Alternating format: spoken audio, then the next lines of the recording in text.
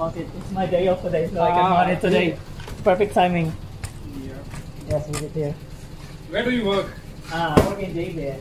JBS. I don't know if you're the one who delivered. Yeah, I ordered. This morning I delivered JBS maybe 4 or 5 boxes. All good, mate? Oh yeah, have a good day.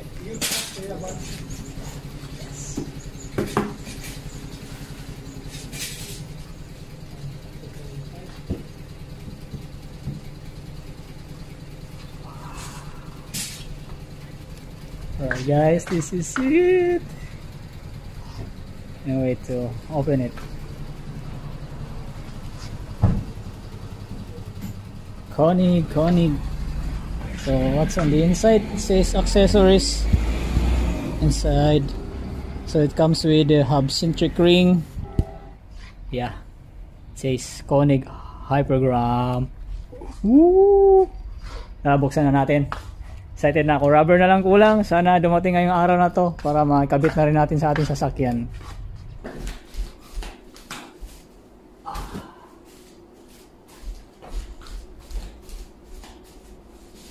Alright guys, this is it.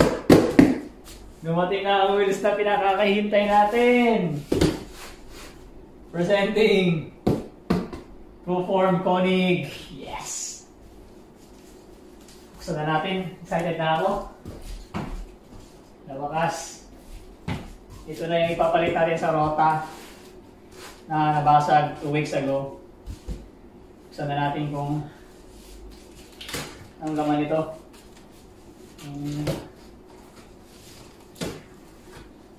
Ano yung tsura niya sa personal. Kasi nakikita ko lang itong wheels sa website, online.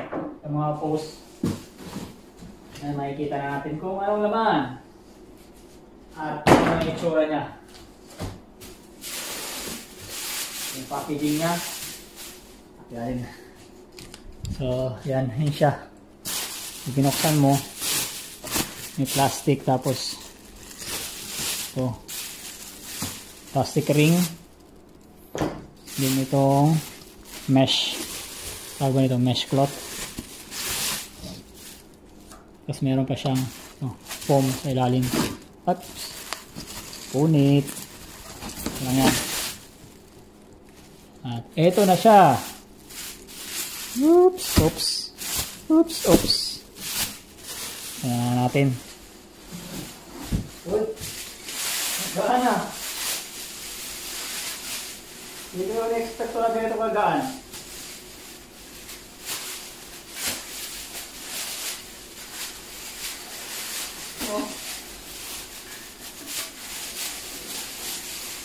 Sobrang gaan guys. Kaya ng isang kamay.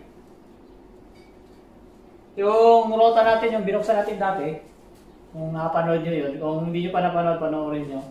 16 naman yun kasi, pero ito 15. Pero kahit kung 16 to, magaan pa rin. Para dun sa rota. Kasi naman, ano naman yata yun, cast ito, Proform. So, mas magaan talaga yung Proform. Ano? Baka na ihalo dito yung valve.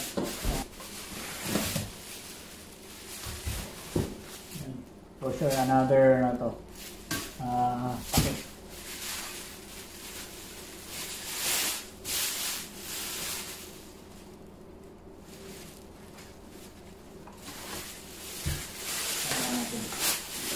Nakakasila natin ang beauty.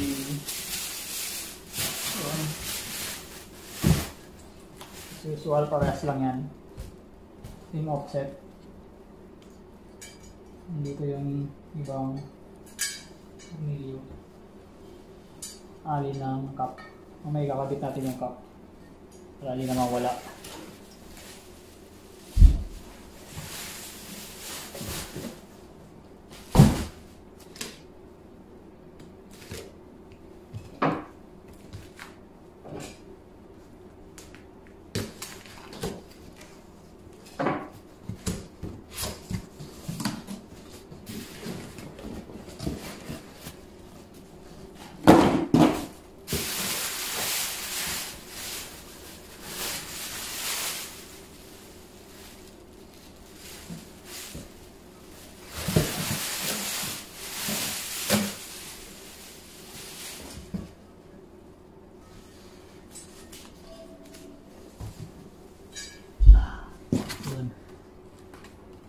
Another cup. May kasama siyang nuts.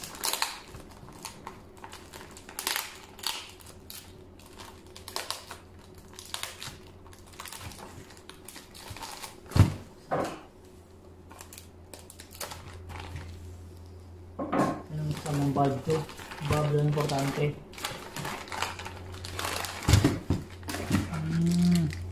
Ito siya guys. Kasamang pambukas ba ito? Ayun. Pambukas siya oh. Mukhang maganda gamitin to ah.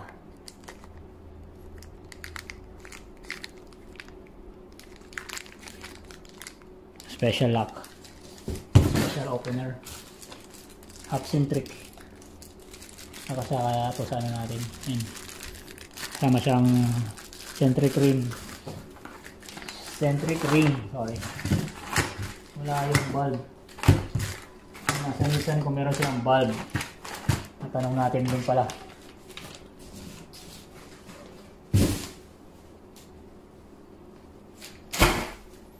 Last one.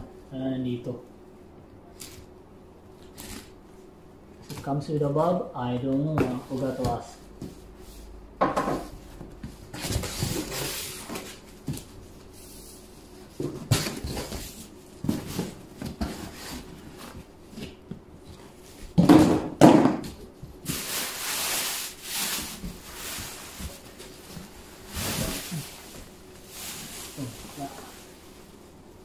Takip lang kasama. Wala yata ngayon ah.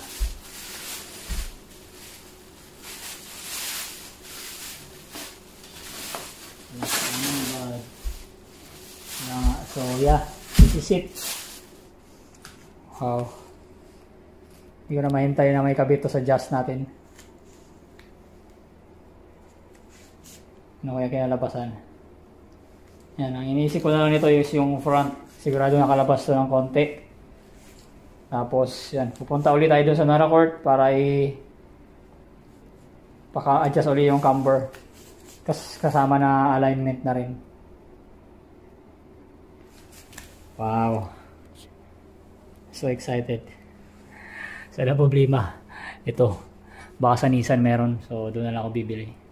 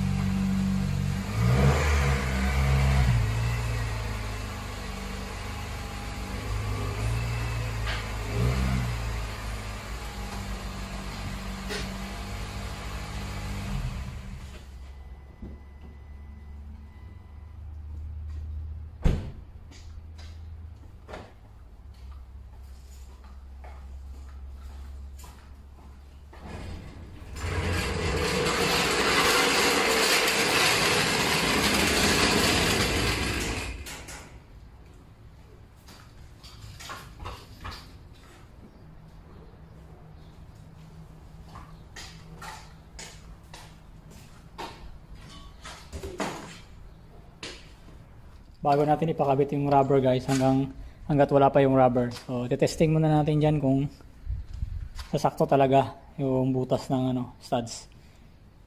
So, mamaya hindi pala nakikabit na yung rubber tapos hindi pala kasi yung mga butas niyan. So wala na tayong time magbalik, at least ngayon hindi pa na-mount yung rubber. Then, may chance pa tayong ibalik just in case pa. Sana kumasya naman, pero tatry natin para sigurado.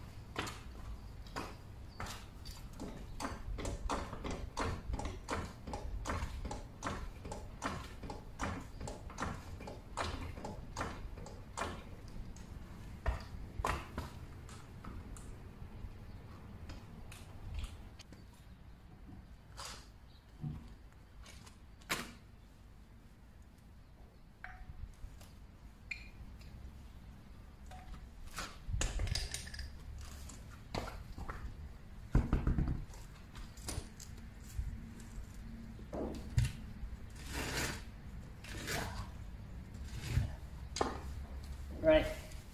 This is it. Skip ka na rin to. Parehas lang sila no? Sa rota. Parehas na parehas.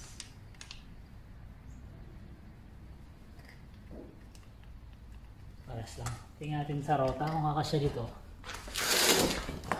Ilalim.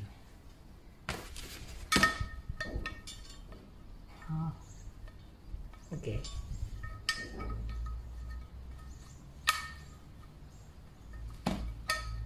Yung sa Konig, saktong-sakto lang dun sa butas. Itong rota, medyo may play ng konti. Konting-konti, gabuhok lang. Ito sakto lang. Yan, walang play. So, hindi natin magagamit ito sa rota. Ito yung gagamitin natin sa Konig. Saktuhan lang talaga. Now, you know. Then, yan. Oh, test fit na natin.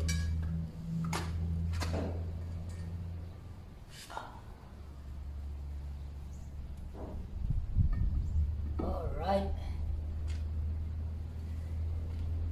Swak. Balik po natin yung nuts.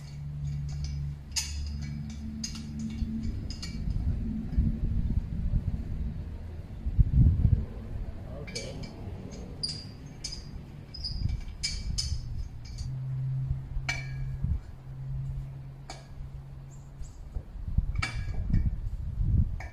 So, ito siya guys. Nakabit na natin, dalawang nut lang ilagay natin muna sa ngayon. And then, yan o. Kumpara dun sa rota. Yung sa rota, yung spacing dito. Tapos dalawang fingers yun. Sa caliper. Ito, isang ano lang, yung daliri lang. Saktuhan lang talaga. Okay lang. Yan. Sa 15, yan, isang daliri lang. Tapos dito naman, sa barrel nya. Yung sa rota dati, 16. Bali ano yun, 3 fingers siya. Ito sa 15, ayun, alanganin sa dalawa, parang isa't kalahati. Yun ang spacing ng barrel nya sa end caliper. Tapos dito naman sa rotor nya, ayun, 3 finger, sakto. Sa stock size, di ko alam anong size nito, basta sa stock 15 yun, 3 fingers. Yun yung spacing nya. Ayan o. 3 fingers siya dyan. Sa size 15. Ayan siya guys. Hindi natin may baba ngayon kasi wala tayong kahoy na pagpapatungan ito. Masira yung oblong. Walang rubber. O oblong yan pag binaba natin. So sa ngayon yan. Yan siya. Ang linis tignan. Tignan natin to. Malinis na tignan sa white, tapos may lip ng konti. Ayan, malalaman natin. Ayun o, naka-camber na to dati sa rota. Yan, 40 yan. Ito ngayon 35, so medyo lalabas siya ng konti. Yan, so i-adjust natin ang camber uli niyan pag nakabitan ng rubber.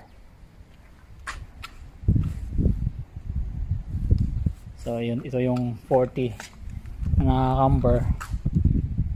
Pantay lang sa body lines. Ito 35, sigurado lalabas to ng konti. So papare-align uli natin yan.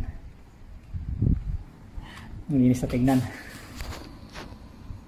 15, medyo naka-lower na ng konti yan on stock. Pero pag yan, paano kung kabitan to ng siguro mga few months from now, papalitan natin ng aftermarket suspension. Bababa natin ng konti. So tama lang sa 15 para hindi siya masyadong dikit dito sa fender well nya. Kasi kung 16 sigurado pag nilowered mo medyo ganyan. Kung 15 parang siguro may ganyan lang. So sakto lang siya. Hindi naman pwedeng isaga dito sa Australia kasi may standard sila dito ng lowered. So at least 50mm yata from the ground. So in short parang isang can ng beer. Yun yung standard dito na hanggang doon ka lang. So tingnan natin kung saan naabutin to sa 15 size 15 tires. Dito naman sa likod, ayun, sakto lang. Yun dito, sakto lang pasok yung daliri mo o isang daliri dito sa may yan, may suspension bolt niya. Ayan, ito flange niya, tawag ba dyan. Yun, hindi naman sasabit yung 15, walang rub. Tapos yung in order natin na rubber sa ngayon is 195 kasi naka-camber tayo, kaya may spacing pa siya dito sa likod. Kung 205, iniisip ko kung 205 baka dumikit dito eh, kaya sabi ko 195 na lang para medyo naka stretch ng konti, medyo lalayo siya dito sa suspension. So yun lang guys, balik na natin ulit ito. Sakto, no problem sa ngayon. Sana wala, hopefully naman wala, sana. Yun lang, balik na ulit natin. Yun lang, ganda tingnan, excited na talaga ako. Punta muna tayo ng Nissan after nito. Nagugutom na nga ako, past 12 na, pero mamaya nakakain. Punta muna tayo ng Nissan, tatanungin ko yung rubber kasi may pasok na ako bukas, so tatapusin natin ngayon hanggat sana matapos ngayong araw na to. Yan, may kabit yung rubber kung nandyan naman, hindi sila tumawag eh. So babalik muna natin tayo and then punta tayo sa Nissan. So thank you for watching, see you next time, bye bye.